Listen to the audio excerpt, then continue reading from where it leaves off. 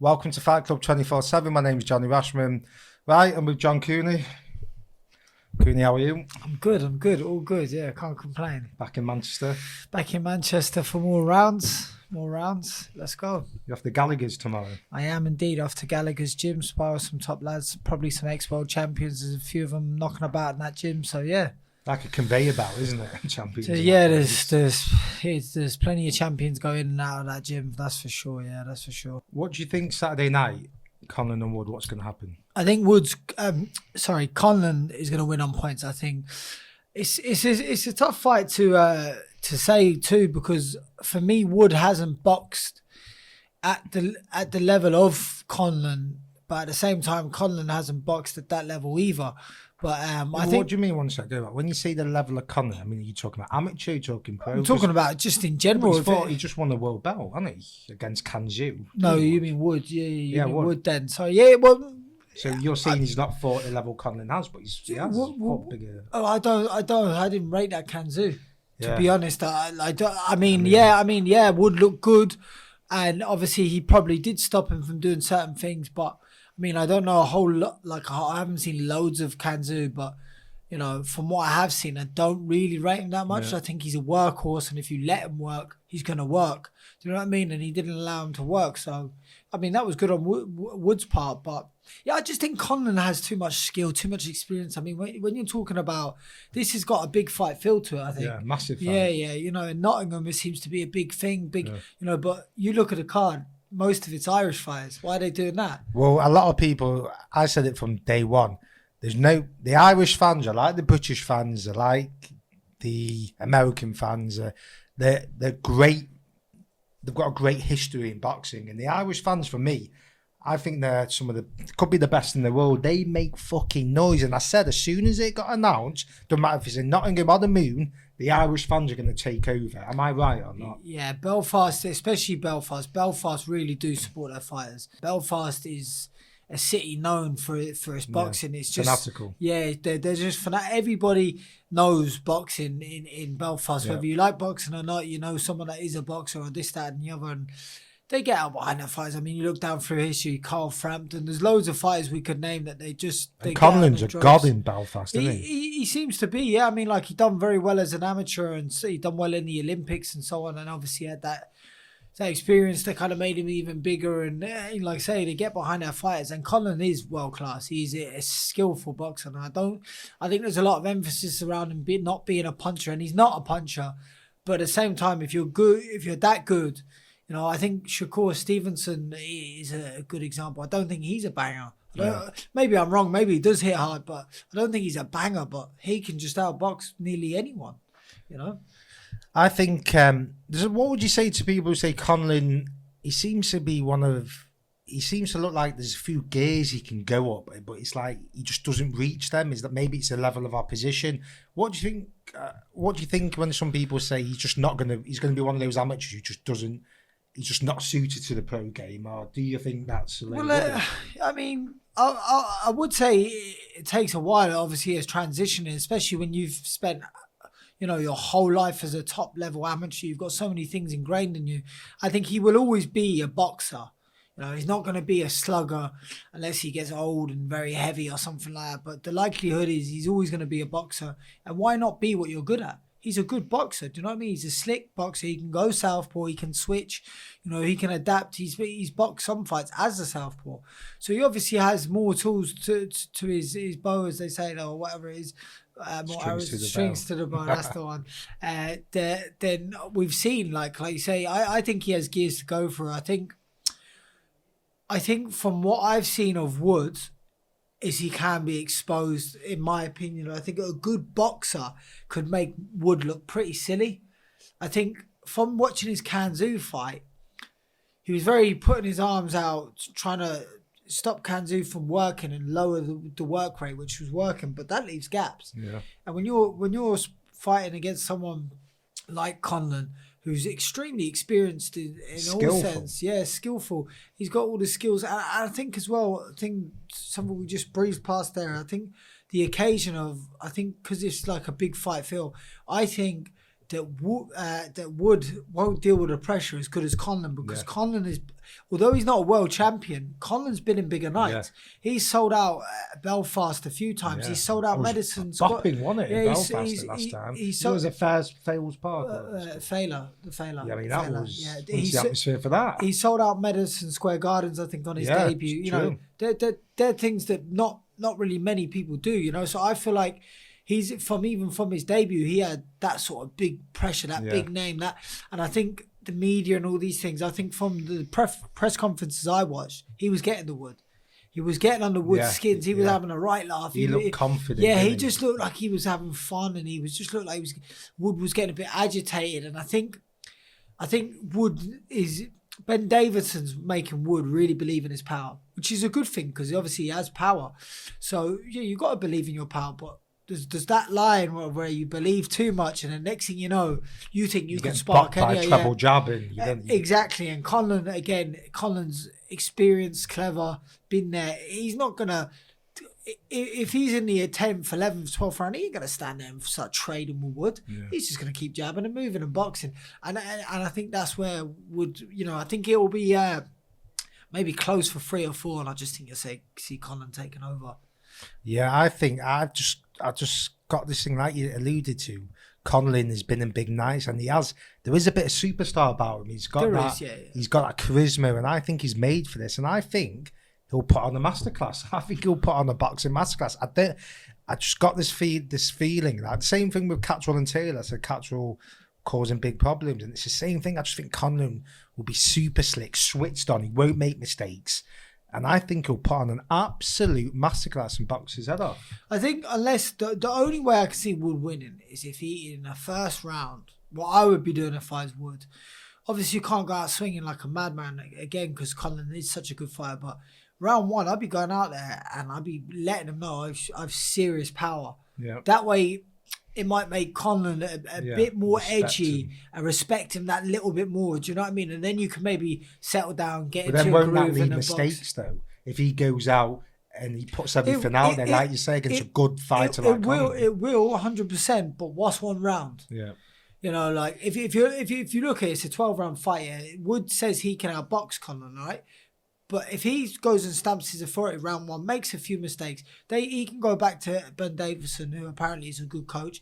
And Ben Davison, go, you know what, that didn't really work. It didn't really have the effect that we wanted it to have. So let's go back to boxing, relax now a bit more, whatever. You've kind of let him know you have power or whatever.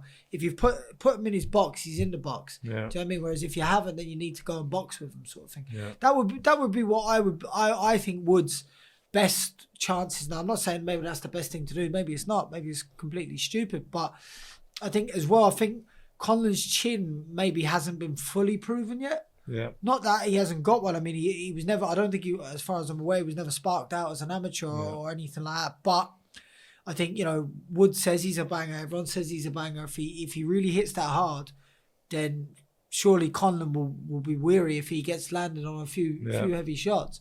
So if I was Wood, I'd be sticking it on him round 1.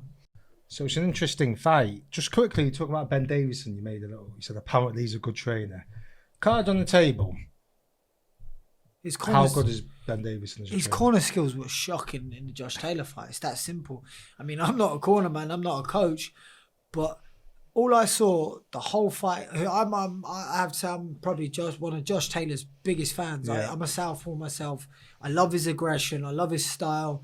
I think he's one of the... No combinations, was there? It was just single shots. I think he's got one of the best boxing abilities and stuff. Against Catterall, though, all it was double jab in, and he was looking for that left hand.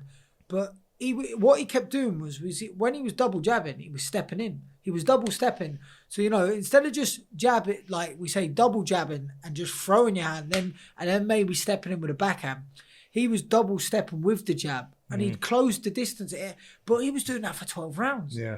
Surely you're like, trust me when I say they're like boxing 101. That's stuff you learn pretty early in a boxing gym. Like that's not, you know, Ben Davidson's supposed to be this world level coach. You know that's stuff that you should learn in an amateur gym.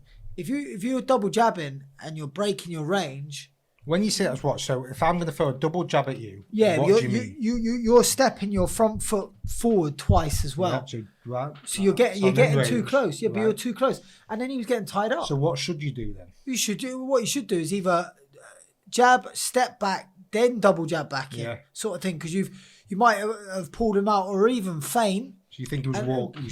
He just kept falling in. He kept closing the range. Scrappy, wasn't it? Yeah. But the problem was Catterall was being very clever. I think he actually should have got more points deducted for holding, because he held the whole fight, but it didn't happen. So you can't really use that as an excuse.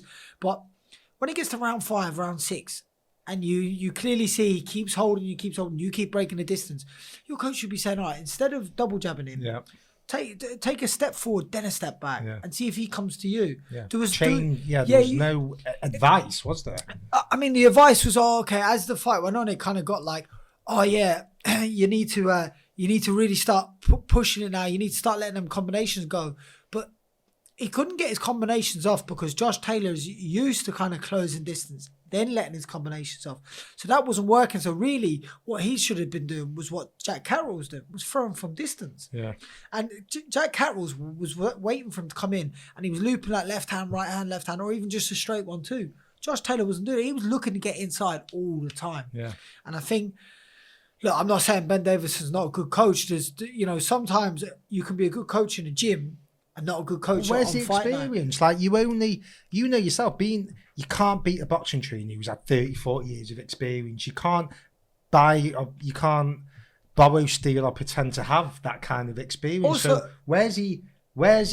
How's he going to give the right advice when he's never gone through those scenarios? He's learning that now, but you're learning on the job in undisputed world title fights. Yeah, one thing I will say is he has been in a few decently big fights. I mean, he was in the corner of Billy Joe for a few fights. Yeah, Tyson Fury. He was in the Canelo one. Tonight, Tyson Fury for the Wallen fight. Yeah, but he wasn't overseeing the training for the Canelo one. No. The first Fury fight, I actually give him credit because I think it was the right tactics to box and move, because you don't know the state Fury was in. But would you say Ben Davison's a problem in this fight? Do you think it's actually a hinder? Do you think it could hinder Wood's performance? Because he did win against Kanju. That was a good win for Ben Davison. Look, I was going to allude to the fact there that not every coach suits every fighter. Yeah, that's why everyone has their own styles, and coaches have their own styles.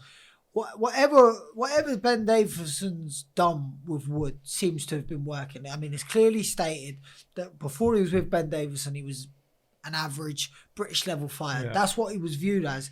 Now, after about, I think it's maybe 2-3 fights, he's a world champion. Yeah.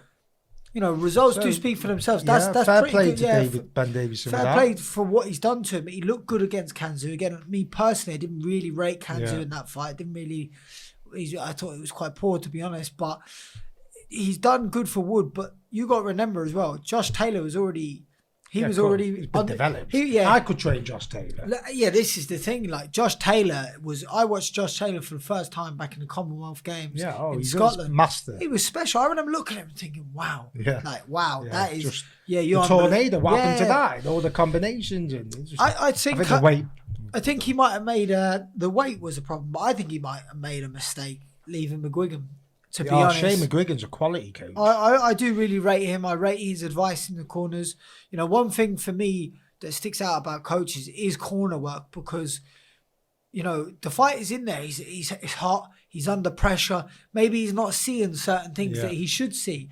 And that's when your coach has to see that. Yeah. And if your coach doesn't see that, you're not going to win the fight. Because when you get to that world level, which we're talking Wood and Conlan is, and Josh Taylor and Catterall was, you've got to be able to make them adjustments. Josh Taylor was not able to make them adjustments. And I think, obviously, listen, he got very frustrated with the holding. You could see he was getting very, very frustrated. But, I think for me, Ben Davison wasn't able to give the right advice and turn the fight on his head at the right time. Like, see, you should break the curve. So that you could see by round 5 and 6 that it wasn't going Taylor's way. What he was doing wrong, I could see it. I was sitting there texting my friend saying, like, he just keeps breaking his range. He keeps breaking his range. It's not working up close. You keep breaking your range. You're not getting your shots off. So why are you going to keep doing something that's not working? And that's where your coach, because when you're a fighter, it's so natural for Josh Taylor to get in there. He's very aggressive, wants to get up close, let his hands go. that's not working. You can't see that. Ben Davison should step in and correct. So that. is he a problem in this fight? Now, because he has been very vocal, he's come out, he said he does unrivaled work, other coaches, trainers who have been in the game longer than he's been alive. And when you're putting that pressure on, then people are looking at, you're going to get criticism, aren't you? Because he was saying, I've won so many fights in a row. But since he's come out with that statement about other boxing trainers, McGregor's come to a draw, Taylor looked the worst he's ever looked. So isn't that putting pressure more on the fighter? McGregor's draw actually was a similar thing, that he was having just a bit of a war for no reason. You know, I look, see, you don't really know what Ben's teaching them and stuff. You see little snippets of pads, and you know, we can all show snippets of pads and show what we want to show. So it depends. But he's also, you have to, like, I have to say, he must be a good coach in some ways, because he's got a great stable of fighters, right? He's got Pat McCormick and he can't be an absolute. You know, so I'm a boxer. Right? If I go into a gym and start working with a coach, I know if he doesn't know what he's talking about. Yeah. Do you know what I mean? Yeah. And these fighters are all top fighters, and they obviously believe in him. Yeah. So he is good in a way, but maybe he's not able to do the corner work. Maybe he I think he's just shut his mouth. Maybe he's believing in his own hype too much. Yeah, shut your mouth. Don't come out, right, and start. You have 25 years of age profession. You know the world secrets of boxing. 20, I think it's 25 or 28. I think he's 25. Yeah. Jeez, that's how he's young. So shut your mouth. Don't come out. All right, if you get criticism, accept it. Prove yourself, like Shane McGuigan has. He's done. He was getting the same sort of stick. Keep that shut.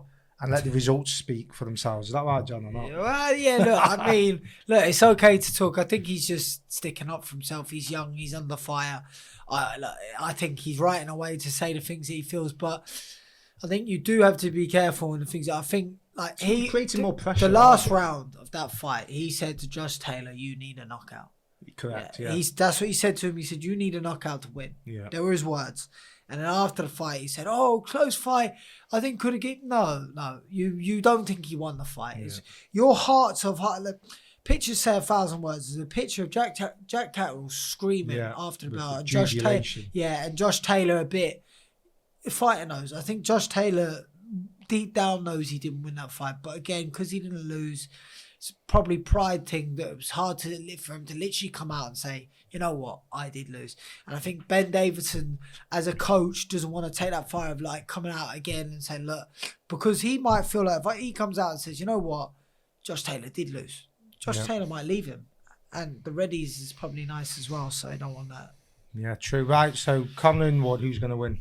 I think Conlan on points decision. I think it could be even a bit one-sided. I think it could. I think unless Wood hurts him in the first 3 rounds, maybe 4. Yeah.